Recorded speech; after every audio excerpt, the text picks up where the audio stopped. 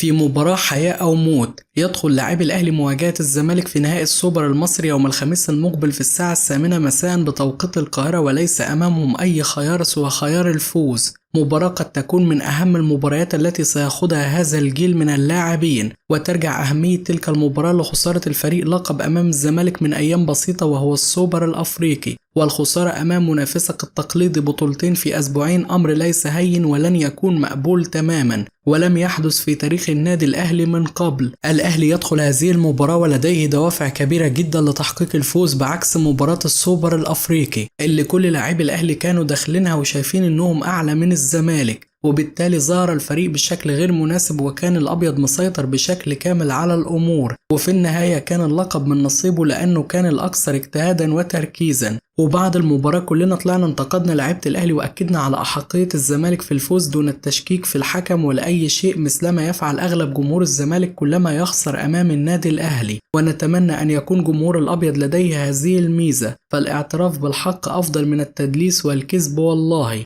المشكلة الكبيرة أن هذا الأمر ليس لدى الجمهور فقط، ولكن الإدارة كذلك تلجأ دائما عند الخسارة لتلك المبررات السخيفة. ولو هنتحدث عن التحكيم فمع احترامي الشديد الزمالك صعد للنهائي بإلغاء هدف لبيراميدز حواليه لغط كبير، سواء كان صحيح أو لأ، بس الحكم في الفار ما منحش نفسه فرصة أن يشوف اللعبة أكثر من مرة ومن أكثر من زاوية، واللي ظهر لينا زاوية واحدة فقط ولم تكن توضح اللعبة بشكل كامل، لذلك لا يمكنني التأكيد إن كان الهدف صحيح أو غير صحيح. بس ما ينفعش بعد إلغاء هدف زي ده في توقيت زي ده يطلع المتحدث الرسمي للزمالك يقول لنا لازم حكام أجانب في النهائي، عارف إن ده نوع من أنواع الضغط على الحكم المصري مثلما حدث من قبل مع الحكم الليبي اللي أدار نهائي السوبر الأفريقي. ولكن عيب أوي إن نادي كبير زي نادي الزمالك يلجأ لهذه السياسة، فهذه ليست من شيم الكبار. خلينا نطلع من جو الحكام وندخل على تفاصيل المباراة. بإذن الله المباراة ستذاع على قنوات أبو ظبي الرياضية وأون تايم وكذلك قنوات MBC مصر، والأهلي في هذه المواجهة مطالب بأن يخوض اللقاء بكل جدية وتركيز وروح إذا أراد الانتصار.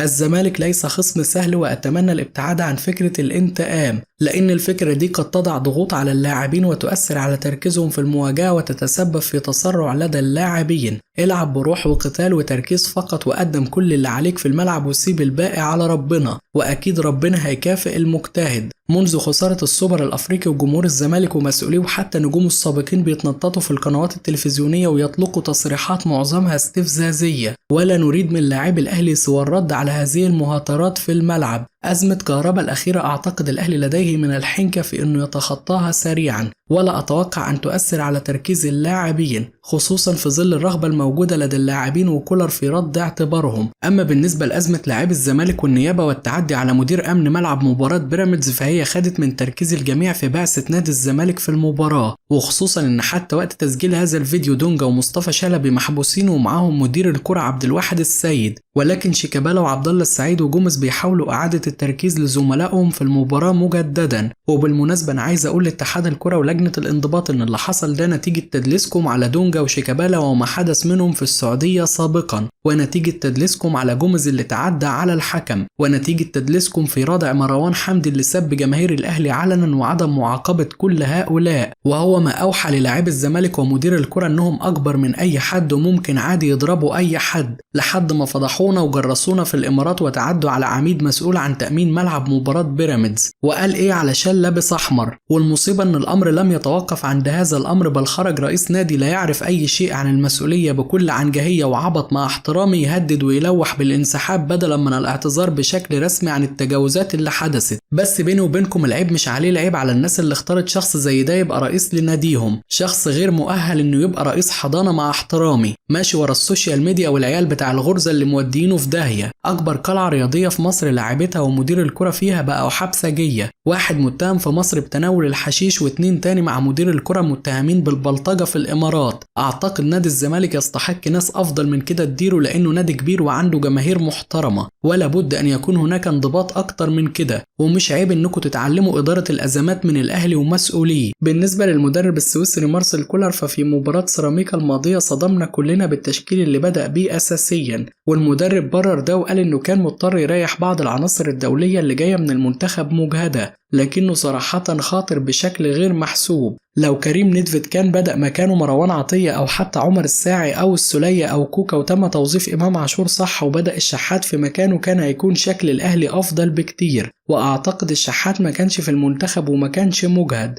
وبالتالي البدء بكريم نيدفيد كان خاطئ تماما. ما ينفعش أبقى عندي لاعب زي إمام عاشور بيعمل له عمق هجومي كويس جدا وارميه على الطرف والزمه بأمور هو ما بيعرفش يعملها في ظل تواجد لاعبين زي رضا سليم وحسين الشحات ممكن يؤدوا الدور ده بشكل مميز جدا. واحد من أسباب عدم ظهور إمام عاشور وقفشة ولاعبين كتير في الأهلي بشكل جيد أمام سيراميكا هو مارسيل كولر وتوظيفه الخاطئ ليهم، ولذلك لم نقدر على توجيه اللوم للعديد من اللاعبين بعد المباراة. في النهاية هي مباراة وانتهت بكل سلبياتها، والأهم هو عدم تكرار هذه الأخطاء مجددا، فمباراة الزمالك لا تتحمل أي افتكاسات جديدة. بالنسبة لقائمة الفريق للمباراة فهي جاءت كالتالي: في حراسة المرمى محمد الشناوي، مصطفى شوبير، حمزة علاء. في خط الدفاع عمر كمال، عبد الواحد، يحيى عطية الله، كريم الدبيس، ياسر إبراهيم، رام ربيعة، أشرف داري، يوسف أيمن. في خط الوسط عمرو السولية، إمام عاشور، مروان عطية، أكرم توفيق، أحمد نبيل، كوكا، عمر الساعي، كريم نيدفيد، مصطفى أبو الخير. تحت الهجوم محمد مجدي، قفشة، حسين الشحات، بيرسيتاو، رضا سليم، طاهر محمد طاهر، محمد عبد الله. في الهجوم وسام أبو علي، سمير محمد. بالنسبة للتشكيل المتوقع فأعتقد كولر سيعيد الشناوي للمشاركة أساسيا على حساب مصطفى شوبير رغم تقديم اللاعب الأخير مباراة أكثر من رائعة أمام سيراميكا كليوباترا. عدم مشاركة الشناوي في مواجهة سيراميكا كليوباترا لم يكن بسبب مستواه، وكان بسبب خضوع اللاعب ل8 غرز في الحاجب ووجود مشكلة في الرؤية بالنسبة له،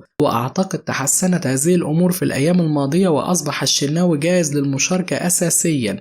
في خط الدفاع أعتقد لن تحدث تغييرات بعدما شارك عمر كمال، عبد الواحد، ورام ربيعة في التدريبات وتأكدت جاهزيتهم بشكل كبير، وسيكون بجوارهم ياسر إبراهيم ويحيى عطية الله. بالنسبة لعمر كمال عبد الواحد فمش هلاك اللاعب البولندي هيلعب عليه في المباراة دي، وهذا اللاعب صاحب سرعات كبيرة ولا بد أن يكون يقظ للتعامل معه بشكل جيد. ميشالاك لاعب صاحب مهارات فردية كذلك ومميز في الاختراق من الأطراف والتسديد من الخارج، وعرضياته لا تقل خطورة عن عرضيات زيزو، وعمل واحدة في ماتش بيراميدز لزيزو في الدقائق الأخيرة وخلاه هو والشبكة، لكن زيزو ضيعها وحطها في إيد أحمد الشناوي. ولا بد من الحذر الشديد من هذا اللاعب. في مباراة سيراميكا كان عندنا أزمة في الجبهة دي حتى لما شارك أكرم توفيق، وكان لاعبي سيراميكا عاملين فيها شارع، وأتمنى أن ينجح عمر كمال في إغلاق هذه الجبهة تماما. الأمر ذاته بالنسبة ليحيى عطية الله. الزمالك في مباراة السوبر الأفريقي سجل هدف عن طريق كرة عرضية اتلعبت من الجبهة اليمنى للفريق عن طريق عمر جابر، وفي مباراة بيراميدز تكرر نفس الأمر عن طريق ناصر ماهر، ولا بد أن نحذر من هذه النقطة جدا حتى لا يكررها الزمالك للمرة الثالثة. يحيى عطية الله في مباراة سيراميكا كان بيلعب المضمون فقط وده الصح، وأتمنى أن يستمر على ذلك وأن يتفوق على زيزو. الاختراق من الأطراف سلاح مهم جدا للزمالك ولا بد من إيقافه بأي طريقة كانت. في وسط الملعب أعتقد لابد أن يعود إمام عاشور للمشاركة في مركزه لكي تستفيد من قدراته بشكل كامل، ولا بد من عودة مروان عطية كذلك للعب في مركز 6، واللي غيابه عن المباراة الأخيرة كان مؤثر بشكل كبير على وسط ملعب الفريق، ولما نزل يدوب الإيقاع بدأ يتظبط. واللاعب الثالث على الأغلب هيكون أكرم توفيق لإغلاق الجبهة اليمنى على ميشالاك تماما. ولكن هل كولر يفاجئنا كلنا ويبدأ بقفشة أساسيا أو أحمد نبيل كوكا بدلا من أكرم؟ أعتقد أمر وارد، خصوصا أن كولر ليس أمامه في هذه المباراة سوى المكسب، والثنائي سيمنحون كولر جانب هجومي أكبر من أكرم توفيق. وما يميزهم عن أكرم أن الكرة بتخرج من رجلهم صح، بعكس أكرم توفيق اللي بيتفوق عليهم في اللعب بقوة وروح فقط. المركز ده الوحيد تقريبا اللي مش محسوم. بالنسبة للثلاثي الأمامي فأعتقد كولر سيعيد الشحات للمشاركة أساسيا مع بيرسيتاو، والمهاجم الصريح المفروض وسام أبو علي. بالنسبة لبيرسيتاو فبصراحة مستواه عليه علامات استفهام كبيرة، ومش عارف هو ليه ما يشاركش مكانه رضا سليم أو طاهر محمد طاهر، خصوصا أن مستواه في أغلب الوقت بيكون سيء.